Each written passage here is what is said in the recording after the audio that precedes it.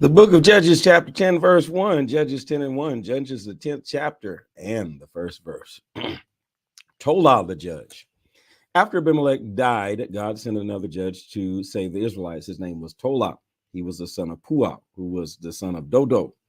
Tolah was from the tribe of Issachar and lived in the city of Shamir in the hill country of Ephraim. Tolah was a judge for the Israelites for 23 years. Then he died and was buried in the city of Shamir. So not much is said about Tolah. All right, Jair the judge. After Tolah died, God sent another judge. His name was Jair, and he lived in the area of Gilead. He was a judge for the Israelites for 22 years. Jair had 30 sons who rode on 30 donkeys. Good Lord. These 30 sons controlled 30 towns in the area of Gilead.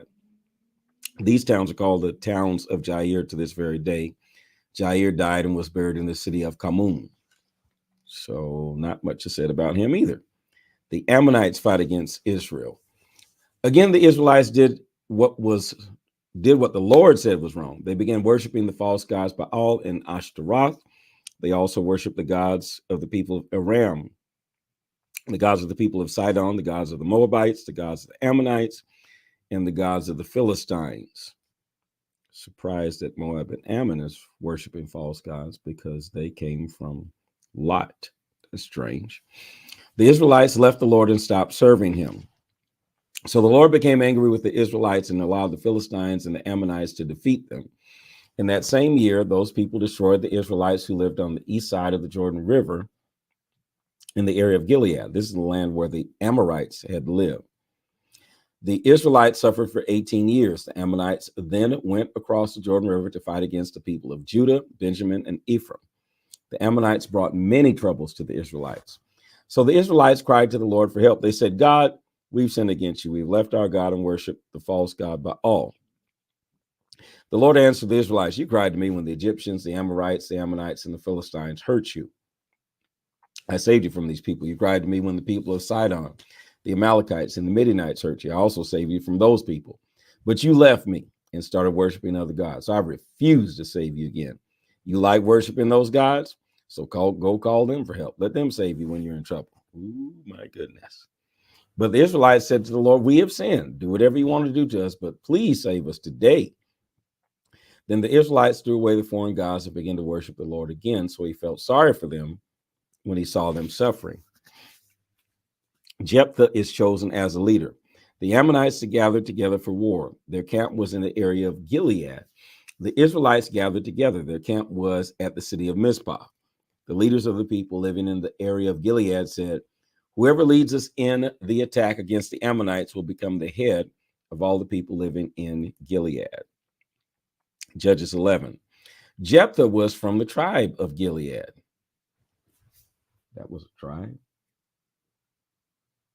I'm lost. There's no tribe of Gilead. Okay. Jephthah was from the tribe of Gilead.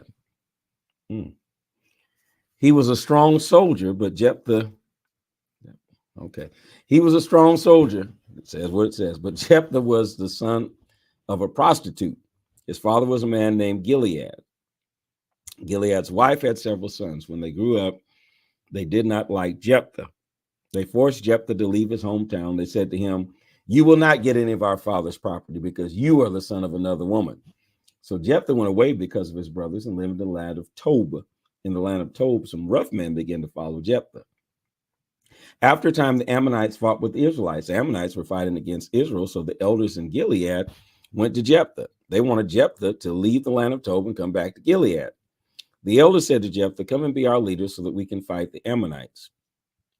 But Jephthah said to the elders of the land of Gilead, you forced me to leave my father's house. You hate me. So why are you coming to me now that you're having trouble?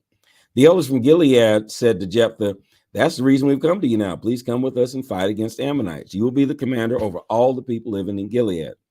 Then Jephthah said to the elders from Gilead, if you want me to come back to Gilead and fight the Ammonites, I will do it. But if the Lord helps me win, I will be your new leader. The elders from Gilead said to Jephthah, the Lord is listening to everything we're saying, and we promise to do everything you tell us to do. So Jephthah went with the elders from Gilead, and the people made him their leader and commander. Jephthah repeated all of his words in front of the Lord, at the city of Mizpah. Jephthah warns the king of Ammon. Jephthah sent messengers to the kings of the Ammonites, the king rather of the Ammonites, with this message. What is the problem between the Ammonites and the Israelites? Why have you come to fight in our land?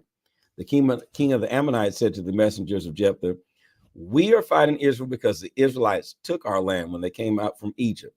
They took our land from the Arnon River to the Jabbok River to the Jordan River. Now tell the Israelites to give our land back to us without fighting for it. So the messengers of Jephthah took this message back to Jephthah. Then Jephthah sent the messengers to the king of the Ammonites again. They took this message. This is what Jephthah says. Israel did not take the land of the Moabites or the land of the Ammonites. When the Israelites came out of the land of Egypt, they went into the desert. They went to the Red Sea. They went to Kadesh. The Israelites sent messengers to the king of Edom. The messengers asked for a favor. They said, let the Israelites cross through your land. But the king of Edom didn't let us go through his land. We also sent the same message to the king of Moab. But the king of Moab would not let us go through his land either. So the Israelites stayed at Kadesh. Then the Israelites went through the desert around the edges of the land of Edom and the land of Moab. They traveled east of the land of Moab. They made their camp on the other side of the Arnon River. They did not cross the land of Moab. The Arnon River was the border of the land of Moab.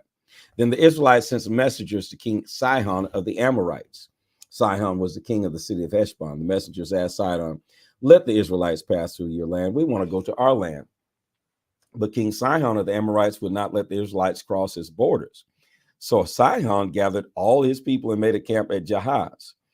Then the Amorites fought with the Israelites. But the Lord, the God of Israel, helped the Israelites to fight Sihon and his army. So the land of the Amorites became the property of the Israelites. The Israelites got all the land of the Amorites from the Arnon River to the Jabbok River. The land also went from the desert to the Jordan River. It was the Lord, the God of Israel, who forced the Amorites to leave their land. And he gave the land to the Israelites. Do you think you can make the Israelites leave this land? Surely you can live in the land that the Lord, that your God, Chemosh, has given to you. So we will live in the land that the Lord our God has given to us. Are you any better than Balak, son of Zippor? He was the king of the land of Moab. Did he argue with the Israelites? Did he actually fight with the Israelites? The Israelites had lived in the city of Heshbon and the towns around it for 300 years. They did. They have lived in the city of Oriar and the towns around it for 300 years. They have lived, since they came out of Egypt. They have lived in all the cities along the side of the Arnon River for 300 years. Why have you not tried to take these cities in all that time? The Israelites have not sinned against you, but you're doing a very bad thing against them. May the Lord, the true judge, decide whether the Israelites or the Ammonites are right. The king of the Ammonites refused to listen to this message from Jephthah. So the Ammonites have the Amorite land that the Israelites got. And Ammonites are not Amorites, but they have the same land. Got it. Jephthah's promise. Then the Spirit of the Lord came on Jephthah, and he passed through the land of Gilead and Manasseh. He went through the city of Mizpah in Gilead on his way to the land of the Ammonites that the Amorites own. But it's Amorite land, the land of the Ammonites and the land of the Amorites. All right, we have to read it slow so we don't get these ites mixed up. Jephthah made a promise to the Lord. He said, if you will let me defeat the Ammonites, I will give you the first thing that comes out of my house when I come back from the victory. I will give it to the Lord as a burnt offering. Then Jephthah went to the land of the Ammonites. He fought the Ammonites, and the Lord helped him defeat them. He defeated them from the city of Ariar to the city of Meneth. Jephthah captured 20 cities. Then he fought the Ammonites to the city of Abal Karamim. The Israelites defeated them. It was a very great defeat for the Ammonites. Jephthah went back to Mizpah. He went to his house, and his daughter came out to meet him. She was playing a tambourine and dancing. She was his only daughter, and Jephthah loved her very much. He did not have any other sons or daughters. When Jephthah saw that his daughter was the first thing to come out of his house, he tore his clothes to show his sadness. Then he said, oh, my daughter, you've ruined me. You've made me very sad. I made a promise to the Lord, and I cannot change it. Then his daughter said to Jephthah, Father, you've made a promise to the Lord, so keep your promise. Do what you said you would do. After all, the Lord will help you to defeat your enemies, the Ammonites. Then Jephthah's daughter said to her father, But do this one thing for me. Let me be alone for 2 months. Let me go to the mountains, and I will not marry and have children. So let me and my friends go and cry together. Jephthah said, go. He sent her away for 2 months. Jephthah's daughter and her friends stayed in the mountains. They cried for her because she would not marry and have children. Because of his silly vow. At the end of 2 months, Jephthah's daughter returned to her father, and Jephthah did what he had promised. His daughter never had sexual relations with anyone. So this became a custom in Israel. Every year, the young women of Israel would go out for 4 days to remember the daughter of Jephthah from Gilead and to cry for her. You made that vow. That wasn't. Thank God for grace, because that really does not make sense. Judges 12, Jephthah and Ephraim. The men from the tribe of Ephraim called all their soldiers together. Then they went across the river to the city of Zaphun. They said to Jephthah, why didn't you call us to help you fight the Ammonites? We will burn your house down with you in it. What? Jephthah answered them, the Ammonites have been giving us many problems, so my people and I fought against them. I called you, but you didn't come to help us. I saw that you would not help us, so I risked my own life. I went across the river to fight against the Ammonites. The Lord helped me to defeat them. Now, why have you come to fight against me today? Then Jephthah called the men of Gilead together. They fought against the men from the tribe of Ephraim because they had insulted the men of Gilead.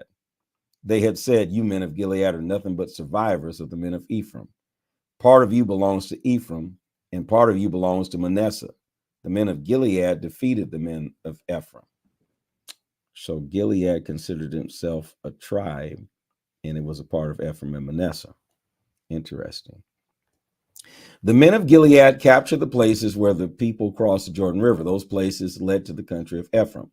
Anytime a survivor from Ephraim came to the river and said, let me cross, the men of Gilead would ask him, are you from Ephraim? If he said no, they would say the word Shibboleth. I'd say, you say it. Don't tell me what to say. The men of Ephraim could not say that word correctly. They pronounced the word Sibboleth. So if the man said Sibboleth, then the men of Gilead knew he was from Ephraim, so they would kill him at the crossing place. They killed 42,000 men from Ephraim. Now that's dirty. Jephthah was a judge for the Israelites for 6 years, and Jephthah from Gilead died and was buried in his town in Gilead. Yeah, they need to get rid of him. Too much drama with Jephthah. Ibzan, the judge. After Jephthah, a man named Ibzan was the judge for the Israelites. Ibzan was from the city of Bethlehem. Ibzan had 30 sons and 30 daughters. The man had 60 children. He told his 30 daughters to marry men who were not his relatives, and he found 30 women who were not his relatives, and his son married these women. Ibzan was a judge for the Israelites for 7 years, and Ibzan died and was buried in the city of Bethlehem. So the only thing we know about him is he had 60 kids. Elon the judge. After Ibzan, a man named Elon was a judge for the Israelites. Elon was from the tribe of Zebulun. He was a judge for the Israelites for 10 years. Then Elon from the tribe of Zebulun died and was buried in the city of Ajalon in the land of Zebulun. Abdon the judge. After Elon died, a man named Abdon, son of Hillel, was a judge for the Israelites. Abdon was from the city of Parathon. Abdon had 40 sons and 30 grandsons, and they rode on 70 donkeys. Abdon was a judge for the Israelites for 8 years. Lord, you all have a lot of kids. Then Abdon, son of Hillel, died and was buried in the city of Parathon. Parathon is in the land of Ephraim in the hill country where the Amalekites lived. This is the word of the Lord. Place that in the comment section. This is the word of the Lord. One thing we learned about these judges, they had a lot of kids. Isn't that something? Make sure you follow, like, share, and subscribe, and encourage someone else to join us as we read through the Bible.